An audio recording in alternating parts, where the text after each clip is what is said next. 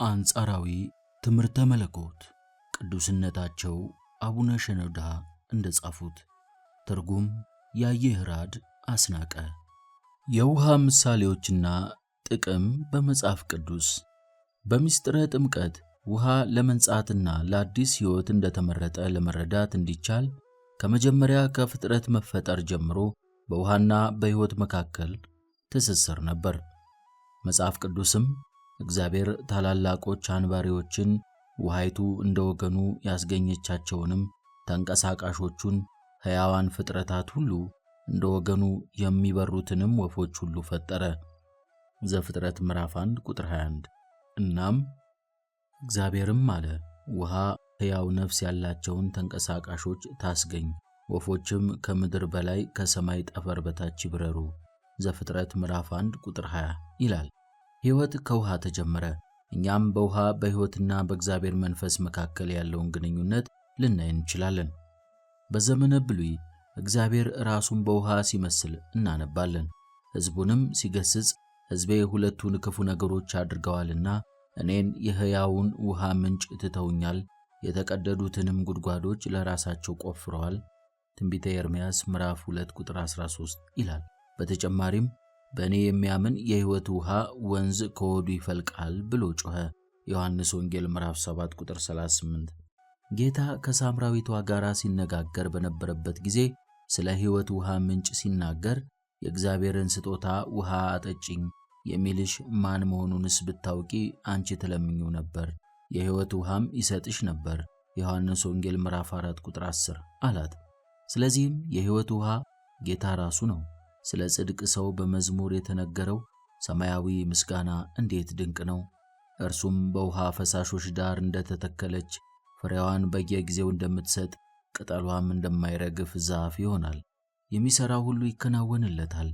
መዝሙር ምዕራፍ 1 ቁጥር 3። ፍሬውም የመንፈስ ቅዱስ ፍሬ ነው።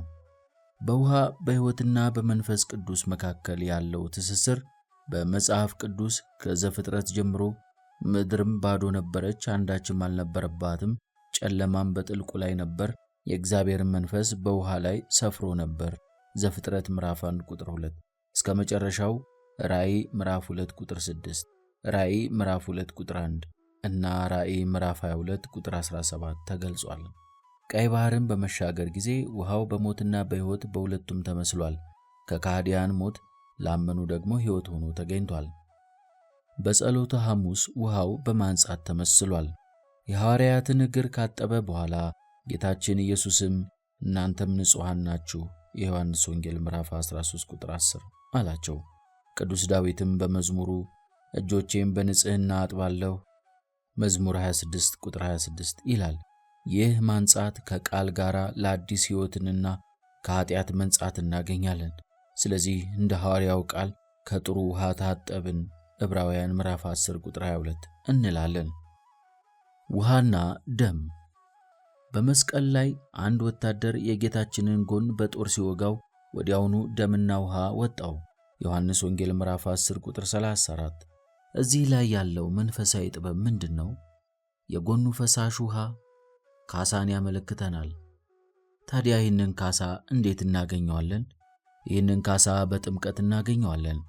ከኃጢአት ሁሉ የሚያድነውን የጌታችን የመድኃኒታችን ኢየሱስ ክርስቶስን ደም በውሃ እናገኘዋለን።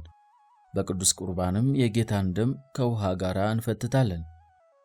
ፍቁረ እግዚእ ዮሐንስ የውሃን ከደም ጋር ተቀላቅሎ መውጣት ሲያስረዳ የሚመሰክሩት መንፈስና ውሃ ደሙም ሦስት ናቸውና ሦስቱም አንድ ናቸው።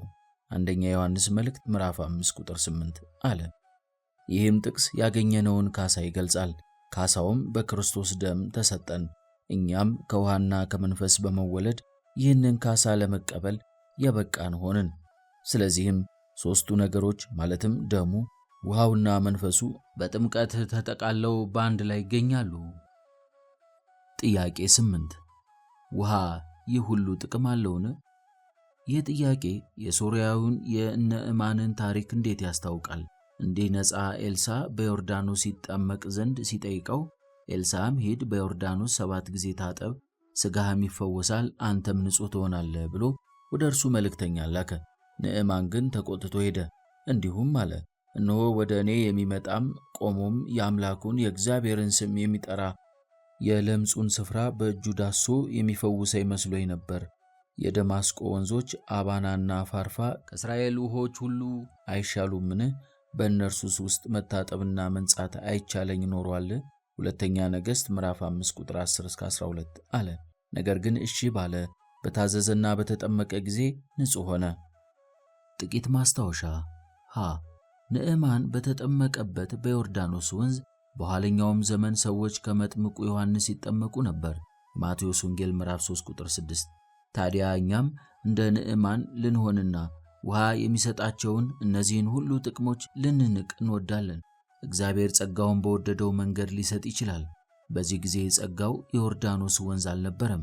ነገር ግን እግዚአብሔር ውሃውን ለማንጻት እንዲችል የቸርነቱን ሥራ ሠራበት። ጌታ ዕውር ሆኖ የተወለደውን ሰው ሊያድነው ጭቃ በዓይኑ ላይ አደረገ። ይህን ብሎ ወደ መሬት እንትፍ አለ። በምራቁም ጭቃ አድርጎ የዕውሩን ዓይኖች ቀባና ሂድና በሰሊሆን መጠመቂያ ታጠብ አለው። ዮሐንስ ወንጌል ምዕራፍ 9 ቁጥር 16። ስለ እምነቱ ብቻ ዕውሩ ሰው ማየት ቻለ። መንፈሳዊ ብርሃን ነው።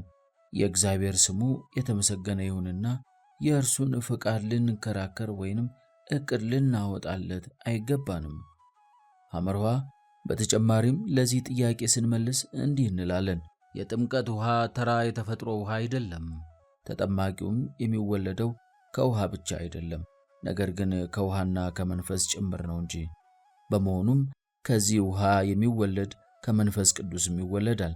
የጥምቀቱን ውሃ ለመቀደስ ካህኑ የጥምቀት ጸሎት ያደርጋል። ከዚያም መንፈስ ቅዱስ ሥራውን እንዲሠራ ይጸልያል። ከመጽሐፍ ቅዱስ የተወሰኑ ምዕራፎችን ያነባል።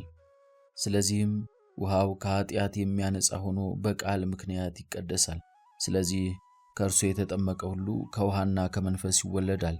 ስለሆነም የተጠማቂው የክርስቶስን ደም ለመቀበል የበቃ ይሆናል።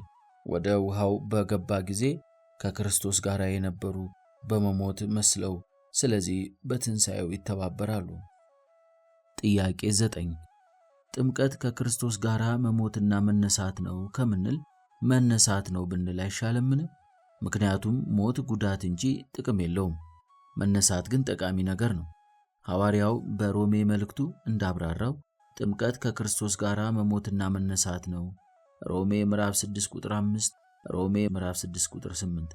በዚህ ጉዳይ ማንም እንደ ራሱ አመለካከት ሊሆንና ከቤተ ክርስቲያን ትምህርታችን ውጪ ሕይወት እንጂ ሞት አይጠቅምም ሊል አይችልም።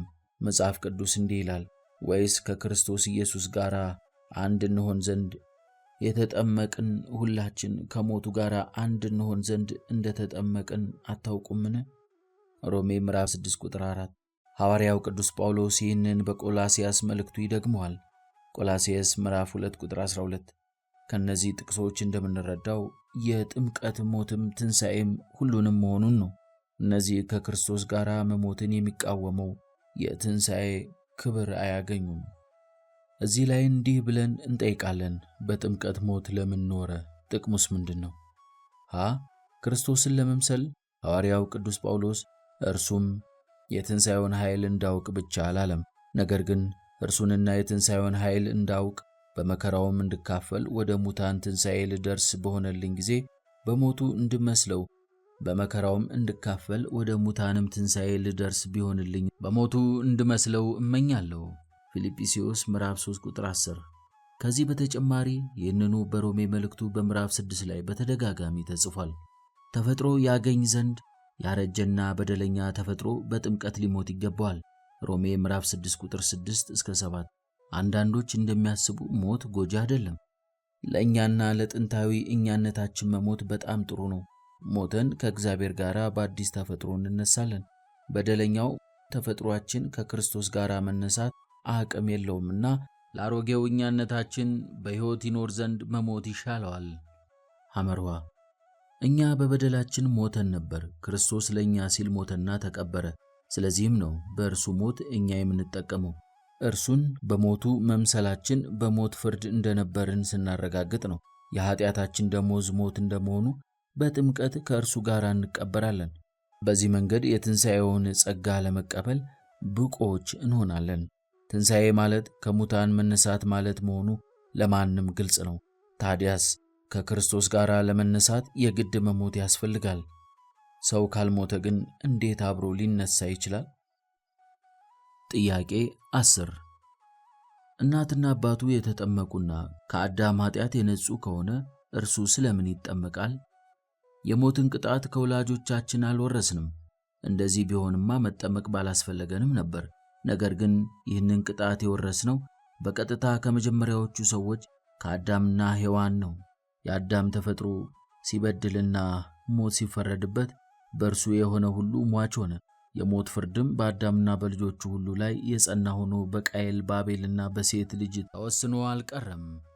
ይህንንም ሲያስረዳ መጽሐፍ ቅዱስ በአንድ ሰው ምክንያት ኃጢአት ወደ ዓለም ገባ፣ እንደዚሁም ሁሉ ኃጢአትን ስላደረጉ ሞትን ለሰው ሁሉ ደረሰ። ሮሜ ምዕራፍ 5 ቁጥር 12። በተጨማሪም ሁሉ በአዳም እንደሚሞት እንዲሁ ሁሉ በክርስቶስ ደግሞ ሕያዋን ይሆናሉና አንደኛ ቆሮንቶስ ምዕራፍ 15 ቁጥር 22። ስለዚህም ሞት በሰው ሞት የተፈረደበት ነበር፣ ምክንያቱም እርሱ የአዳም ዘር ነውና። አዳም ደግሞ የተፈረደበት በመሆኑ ነው። ከሞት መዳን የግል መዳን ነው። ይህ መዳን ንስሐ መግባት፣ በጥምቀትና በክርስቶስ ደም ማመን፣ ወዳጆች ያገኙም አያገኙም ጸጋ ሊያሳጡ በሚችሉ ምስጢራት ማመንን ይጠይቃል። ከዚህም በተጨማሪ ያለ ኃጢአት የሆኑ ልጆች የሉም። ስለዚህ ቅዱስ ዳዊት በመዝሙሩ እነሆ በአመፃ ተጸነስሁ፣ እናቴ በኃጢአት ወለደችኝ መዝሙር 50-5። ሐዋርያውም በመልእክቱ ተስፋውም ፍጥረት ራሱ ደግሞ ከጥፋት ባርነት ነፃ ወጥቶ ለእግዚአብሔር ልጆች ወደሚሆን ክብር ነፃነት እንዲያደርስ ነው ሮሜ ምዕራፍ 8 ቁጥር 2 በማለት ይገልጻል። ታዲያ ከዚህ ጥፋት የምንወጣው መቼ ነው? ሐዋርያው ስለ አካላችን የሙታን ትንሣኤ ደግሞ እንዲሁ ነው። በመበስበስ ይዘራል፣ ባለመበስበስ ይነሳል። በመበስበስ ይዘራል፣ ባለመበስበስ ይነሳል። ይህ የሚበሰብስ ሰው የማይበሰብሰውን ሊለብስ፣ ይህም የሚሞተው የማይሞተውን ሊለብስ ይገባል። አንደኛ ቆሮንቶስ ምዕራፍ 15 ቁጥር 42-53 ይላል። ታዲያ ይህ መቼ ይሆናል? መለከት ሲነፋና ሙታንም ሲነሱ።